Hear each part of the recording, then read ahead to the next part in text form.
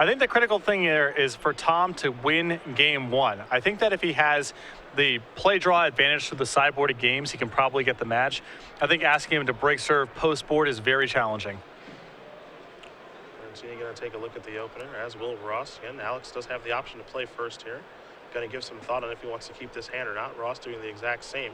Again, the winner of this match going to do battle against Ben Friedman in the finals.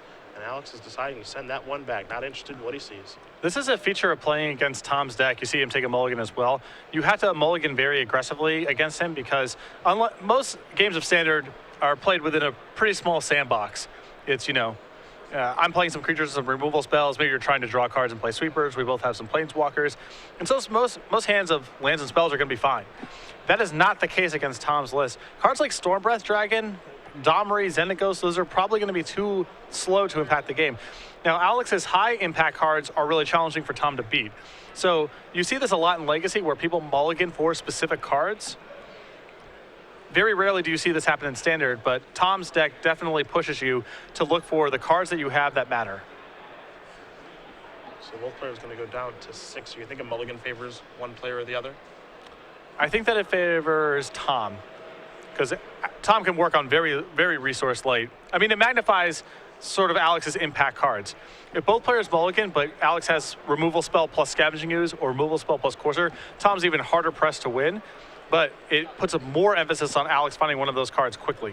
Temple of Vanna going to put the top card to the bottom here for Bertoncini. Ross does draw a card for the turn. Looks like it may have been a Fire Drinker. You see one land. Not sure if he has 2, but he does have a 1-drop to play because he has 20 of them in his deck. So Rakdos' Cackler is where he will begin, and Bertoncini does not have a second land. So Ross will take a draw. You see 2 Fire Drinkers in the grip. He also has a Madcap Skills. He's going to get those beatdowns going. And now all Tom is trying to do is figure out how to maximize his damage while minimize his exposure to something like Alex drawing a land off the top, casting Mizium Mortars on something. I wouldn't be surprised to see Ross here deploy, let's say, 2 Fire Drinker Satyrs because he doesn't want to deploy Madcap Skills, have Alex top deck a land, and then just remove his creature incidentally. And for 2 he comes. Bertoncini is going to go down to 18. That's a mountain. And there's 2 of those, as you mentioned. Pass it back. Alex will take a draw. Does he find a second land? He does not. All he can do is pass the turn back. And I think Tom will likely just close the door from here.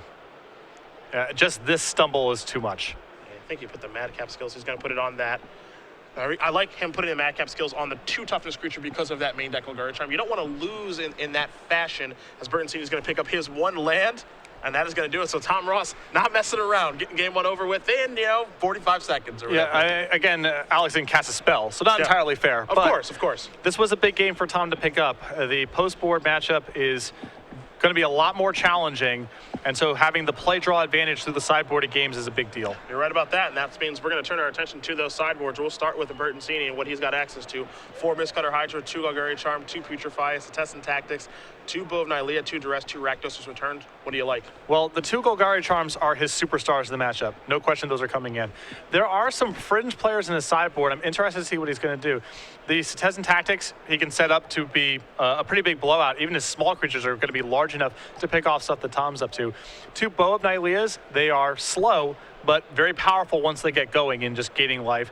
And the 2 copy of Duress, Tom has a lot of spells, a lot of significant spells as well, and the information is really valuable for Alex to have as well. So I think you're definitely going to see the 2 Golgari Charms, and then there's a couple cards here.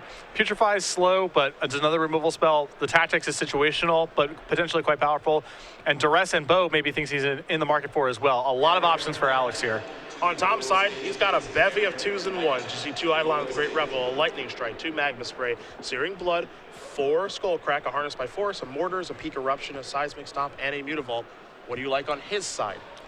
What's interesting about this matchup, I think he's going to sideboard a lot differently than you saw against Brad. Okay. Because Brad only had 1 copy of Golgari Charm, Tom could basically keep all the 1 toughness creatures in the deck and be fine. Against Alex, he has 3. So that really means that Tom is going to want to get away from his 1 toughness creatures. You might see a pretty transformational sideboard where things like Foundry Street Denizen and the Crusader, and maybe even some copies of Foundry Street Denizen get removed for something like Skullcrack. Even though that card's not very good in the matchup, Alex is not playing with Blood Baron or Grey Merchant or anything like that. Tom may just need a mixture of creatures and burn spells because it's too hard for him to deal 20 in the face of Alex's sweepers. You're going to see the 2 copies of Eidolon and the Great Revel coming as well. Very good against, the 2-mana spells that Alex bring in. A creature that it does die to Golgari Charm, but doesn't get swept away like all the other one-touch creatures do. I think the Harness by Force and the Peak Eruption are going to come as well. Some options here. It might seem on the board that you think the additional land comes in? The Mutavault? I think the Mutavault comes in along with the Peak Eruption and the Harness by Force. I imagine when Tom brings in his 3-mana spells, that's when he wants the 18th land. Okay. So no swap for Mountain for a Mutavault. No, I think it's just an 18th land for 3-mana spells. Okay. He has everything in his deck is only 1 or 2 mana game 1, so I think that's the logic I would assume is going on. Well, Ross does win game number 1 in pretty impressive fashion. Again, the winner of this match going to do battle against Ben Friedman and Black-White Midrange. A deck I not expect to see in the finals, but it doesn't surprise you to see some sort of black-based deck in the finals of the tournament. No, and it's a good stuff deck with a good matchup against Mono Black Devotion, and we've seen that all over the room this weekend, both in the Invitational and the Standard Open. Yeah. So these players will be underway here in just a bit. Again, don't forget, at the conclusion of this match, we will announce our 6-month premium winner, and you can join in on the conversation at SCG Live, #SCGINVI, throughout these elimination rounds, as well as when we start our legacy coverage a little bit later today. But we are not there just yet. We are going to find out who is going to be facing Ben Friedman as game number 2 will be underway in just a moment. Alex Bertoncini will have the option to play first. He's happy with what he looks at. We'll see if Ross likes his starting 7. He does. And Elvish Mystic is a pretty good place to start. And more importantly for Alex, a basic forest to open up on that. His life total under serious duress, obviously, so every time that he draws basics and can cast up on time without taking damage, it's a big win. Fire Drinker Satyr there from Ross. Going to pass the turn back over to Bertoncini. Draws a copy of Bow of Nylea. Going to play a Blood Crypt tapped into a Scavenging Ooze before passing the turn back over to Ross. I almost think this means that Alex has to have a backup Scavenging Ooze. Him deploying it this early in the game, this may be his best card in the matchup. I'm interested to see him, be willing to expose it to something like Shock here. Ross comes in for 2 with the Fire Drinker. No block, so Bertoncini is down to 18. Let's see what the follow-up play is going to be. It's a Rakdos Cackler, as well as Necron Crusader. So back to Bertoncini we go. And Tom may be much more willing to play into Golgari Charm as long as the Elvish Mystic stays in play. It is a bit of a hedge. Courser, going to reveal a Scavenging Ooze. So he didn't have a second one in his hand, but he's got a second one on top of his deck. Ross is going to untap. It's time to take a draw.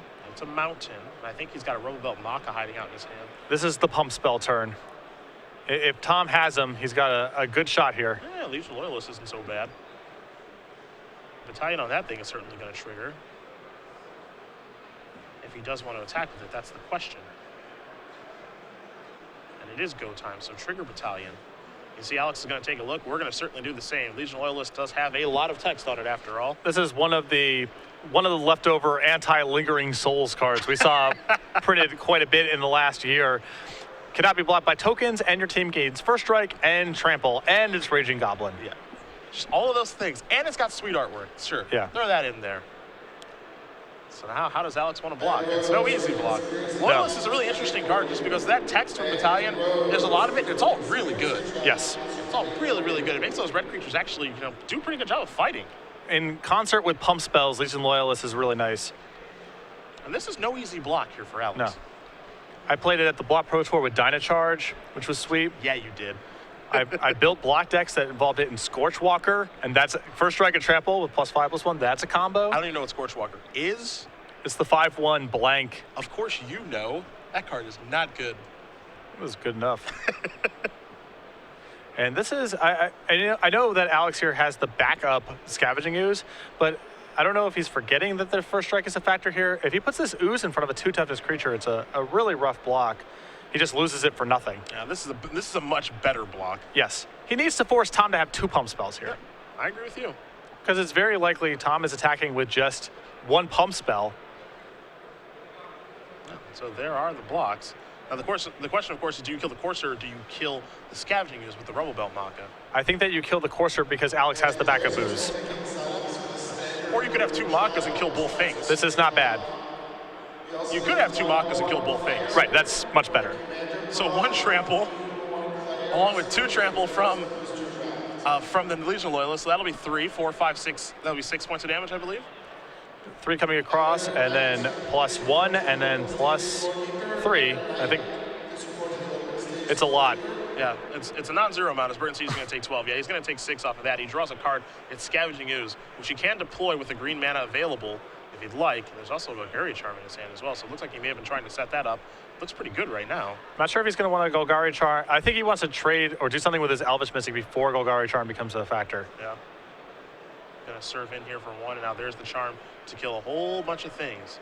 So away go those guys on Ross's side. Bertoncini looks like he's going to stabilize around 12 here. Ross going to quickly untap. You see on Crow and Crusader in his hand. He will take a draw here. That's the issue, you know. Tom's very resource light at this point. It's a pretty risky play here for Alex stuck on land to be willing to do this, because if he doesn't have anything, he just plays his Ooze as a 2/2. It can't block and is susceptible to removal spells. I think last turn I may want to just play Scavenging Ooze and pumped it, and then Golgari Charm in the following turn, because Alex is light on mana. Will Ross continue to come into the red zone here? Well, I know these. What is this? Oh, That's a wow. tight trade. That's a pretty good draw. So a little bit Some of bigger, that. a little bit stronger. Not even a limited superstar, just good enough. Everybody's coming in now. And Alex does not look like he's going to lose a Scavenging Ooze here. He has to, yeah. He's got to block the 4-power creature. So Scavenging Ooze is going to bite the dust. 5 damage comes across for Ross. Bertoncini is at 5. He takes a draw. Looks like it was a copy of Xenagos. He's got a lot of expensive cards in his hand. They're worth a lot of value in dollars, but they're not going to get the job done against Ross's sock full of pennies. Yeah, yeah. Tom Ross is going to win game number 2 here. He's won both games on the draw. The sock full of pennies, the garbage bag full of batteries beat down that Tom Ross is bringing to the table here. Just awesome stuff. And now, I apologize for saying this matchup looked good for Alex. He had multiple Scavenging Oozes, again, stolen lands there, but multiple Scavenging Oozes, a turn 1 mana accelerant, Golgari Charm that killed 3 things, and again, died with 5 or 6 cards in his hand. But hey, those 5 or 6 cards, those would have been good if they were in play. Alex has a pretty slow setup post board. Now, there's only so much he can do. He's got a lot of expensive spells.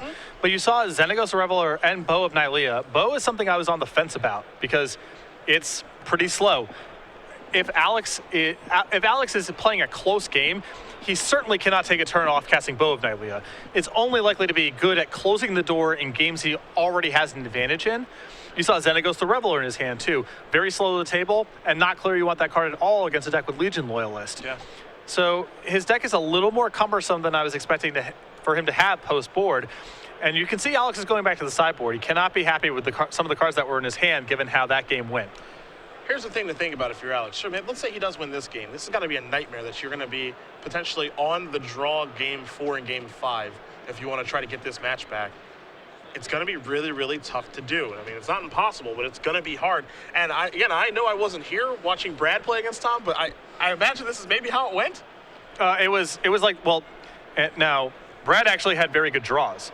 He had lands, removal spells, Polychronos. He never had a sweeper. I don't think he had Scavenging Ooze in the games, but it was a fast Polychronos, multiple removal spells, and was not even close to being in the game. The boss. The boss. Mr. Boss Ross, 1 game away from heading to the finals. Quiet leather jacket, Bayou twang, off on his island doing his own thing. That's right. Just great to watch. Bertoncini's got to win 3 in a row to pull back here. Alex has had a great weekend. Against 6-0 in Standard with 2 buys, 4-1-3 in Legacy. Number 1 seed overall. Made it look easy through the Swiss. Yeah. Went to 5 against Chi Hoi Yim. Pretty good match there, but able to take it down, but things are not going his way thus far. Yeah. Feels like a boxing match where the first 2 or 3 rounds, someone is just getting rocked. Yeah. Because you got to back up in your corner, you got to huddle up, and you have to reassess how you're approaching things. And this feels so much like our Standard Open this morning, where Mono Red just ran over everybody. But not like this. Now the pretty one-sided, man. Now the Mono Red decks we've had on camera through the elimination rounds have not lost a game yet. Yeah. Tom Ross is 5-0. Our Standard Open winner was 6-0. Yeah, so we're 11-0 in games so far with this style of decks. At Basic Mountain, you got to be. Look at you. This is delightful. Ear to ear. You can't see it at home. Ear to ear grin, watching Red just dust people up. Well, Ross is a kindred spirit, you know? He's not doing this because he thinks this is a particularly good choice for the tournament. I mean, he is, but he is a guy who just likes to beat down. in the Magic community, amongst the better players, there's a lot of bias towards Stoneforge Mystics and Sphinx's Revelations and so forth. It's very rare to see someone who is successful and aggressive. And so I really enjoy watching Ross play. Doesn't even know those control cards. Also, all of his decks are named the Boss X, which I really like a lot Yeah, too. I do enjoy that as well. It's like when all of my decks are named the same thing. I call them all the Stone Tablets. Because it's a template for how to live. You know what I mean? It's a set of rules and guidance for how to live. To begin, you're going to need 18 Arabian Nights Mountains. Yeah. The Stone Tablets, part 247. Alex is going to take a look at the opener. He's happy. Ross is going to send it back. But again, Ross's deck is one that mulligans quite a bit. It's going to happen. He's 17 lands, and he has to mulligan. Any hand with 4 lands is an automatic mulligan. A lot of hands with 3 lands are still not going to be good enough. And with 17 lands, you're going to drop a lot of 0 landers as well.